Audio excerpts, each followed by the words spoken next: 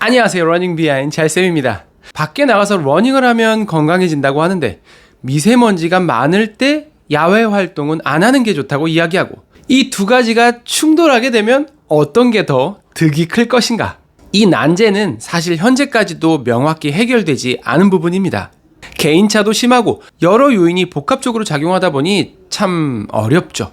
사실 러너의 입장에서 개인적인 의견을 말씀드리기는 어렵지 않습니다만 조금 더 객관적이고 신뢰성 있는 정보를 드리기 위해서 흥미로운 연구 결과를 바탕으로 미세먼지와 야외 달리기 어떤 기준으로 선택해야 할지에 대해서 말씀드려 보도록 하겠습니다. 구독, 좋아요 잊지 마시고요. 시작해 보겠습니다. 건강을 해치는 환경적 요인으로는 중금속, 환경호르몬, 소음공해 등이 있지만 그 중에서도 가장 큰 역할을 차지하는 것이 바로 공기오염입니다.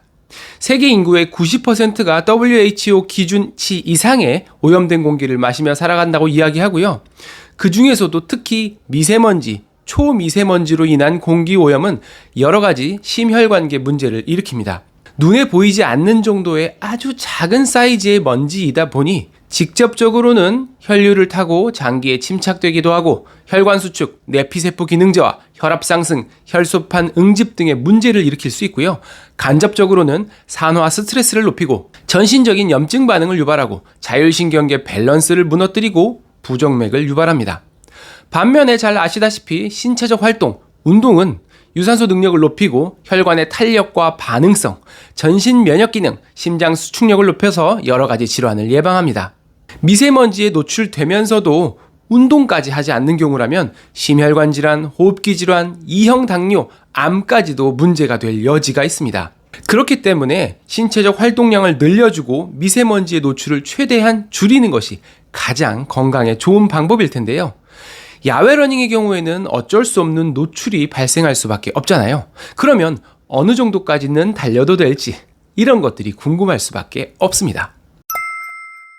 미세먼지의 정도 그리고 야외 운동의 정도에 따라서 득과 실이 어떨까에 대해서 진행된 연구가 있습니다. 2021년도 서울대학교 병원에서 진행한 우리나라 대규모 스터디인데요.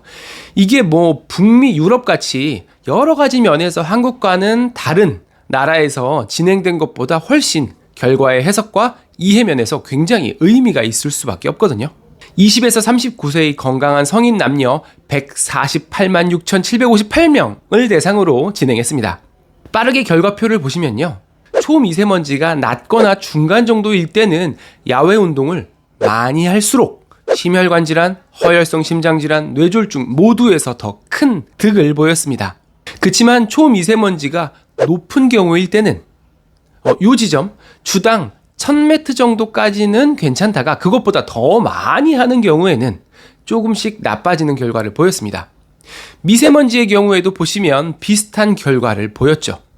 그래서 야외 운동이 당연히 좋지만 먼지가 심할 때는 너무 많이 하는 건 건강에 안 좋을 수 있구나 라고 가볍게 해석해 볼 수 있겠죠. 몇 가지 고려해야 할 사항들이 있는데요. 이 연구에서 이야기하는 초미세먼지와 미세먼지의 높은 경우는 각각 26.43, 49.9 마이크로그램 퍼 세제곱미터 이상을 의미하는데요. 요거는 WHO 기준으로 나쁨에 해당하는 수준이고요. 한국 기준으로는 보통 수준입니다. 그러니까 기준을 조금 더 타이트하게 잡은 느낌이 들죠. 그리고 아까 주당 1000m의 운동 이야기를 했는데 대략적으로 이 정도가 어느 정도냐면요. 야외 러닝을 30분씩 일주일에 5번 하는 정도 또는 1시간씩 일주일에 2-3번 정도라고 생각하시면 됩니다. 또 한 가지 생각해야 하는 거는 젊은 건강한 성인을 대상으로 한 연구이기 때문에 40세 이상이거나 고혈압이나 당뇨 등 기저질환을 가지는 러너에게 있어서는 조금 더 조심스러운 접근이 필요할 수 있겠죠. 그래서 결과적으로 정답을 찾기가 상당히 어렵습니다. 실제로 논문들에서도 아직은 결과에 부족함이 많고 추후 더 많은 요인들이 고려된 연구들이 조금도 아니고 많이 필요하다고 이야기합니다. 그래도 러너로서 일반적으로 도출해낼 수 있는 결과들을 말씀해 드리면요. 야외 러닝을 통한 신체적 활동은 그 양을 충분히 하더라도 대부분 건강에 좋습니다. 하지만 미세먼지나 초미세먼지가 우리나라 기준 나쁨 이상인 경우에 내가 마일리지가 많은 러너인 경우라면 요령이 조금 필요할 수 있습니다. 마스크를 껴준달지 시간이나 거리를 조금 줄여준달지 가장 좋은 거야 실내 유산소나 보강 운동으로 대체를 해준다면 건강을 위해서라면 가장 좋은 방법이 될 겁니다. 하지만 일반적으로 건강한 성인이 10km 이내의 조깅을 하는 경우라면 나쁨 정도라 하더라도 크게 걱정하지는 않아도 될 것 같습니다. 물론 개인차가 크기 때문에 내 몸 상태에 맞게 해주시는 것이 가장 중요하고요.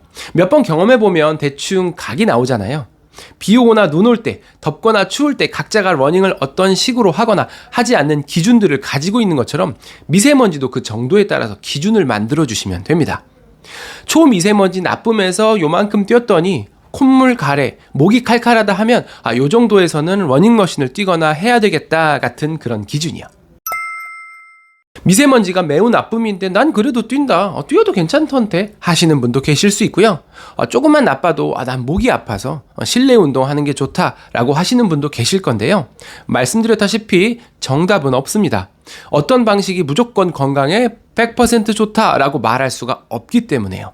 그렇지만 인간의 몸을 욕조라고 했을 때 미세먼지가 많은 상황이라는 거는 욕조에 여러 이물질이 더 많이 쌓이게 되는 경우라고 보시면 되고요. 운동을 꾸준히 해주는 거는 욕조의 정화 시스템을 업그레이드 해가는 걸로 생각하시면 될 것 같습니다.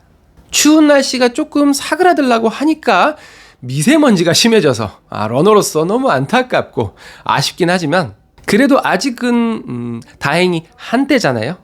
이 시기만 조금씩 주의해 주시면서 너무 무리하지 않으면서 그렇게 건강 잘 챙기시는 러너분들이 되셨으면 좋겠습니다. 2025년 전반기 시즌을 위해서 모두 부상 조심하시고 행복한 러닝 하시기 바라겠습니다. 러닝 비하인 찰쌤이었습니다. 감사합니다. 좋아요, 알림. 다시 하나, 다시 붙어 쉬고 붙어. 하나, 둘, 셋.